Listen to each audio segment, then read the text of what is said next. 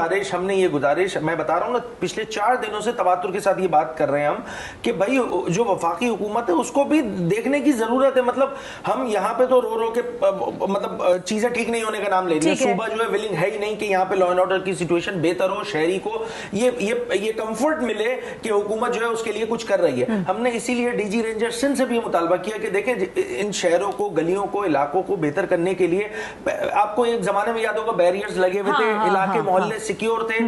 अच्छा, इससे होता क्या है कि भाई मैं ये काम हमारा पॉइंट ऑफ व्यू ये है कि ये बैरियर दोबारा लगा दी जाए विद द कंसेंट ऑफ इलाकाई एसएचओ एंड जो इलाकाई रेंजर्स के जो एहलकार हैं उनके साथ लाइजन करके मोहल्ला कमेटी फाल कर दी जाए। उससे होगा ये कि जितने किलोमीटर्स पे पुलिस को पेट्रोलिंग करनी है वो कम हो जाएंगे। उससे होगा ये इलाके में ओनरशिप भी हो जाएगी, मोहल्ला कमेटी फाल होगी, वो पुलिस और रेंजर से लाइजन करके बैठी भी होगी, तो सिर्फ शाहराहें रह जाएंगी कि जिस पे रेंजर्स और पुलिस को जो है वो पेट्रोलिंग करनी है। इसका मतलब ये हुआ कि हम इसके रेडियस को कम करने में कामयाब हो जाएंगे। तो और ये रोना कि भाई हम मैन पावर हमारी कम है, ये भी खत्म हो जाएगा। तो देखें, विल हो तो चीजें बेहतर की जा सकती हैं।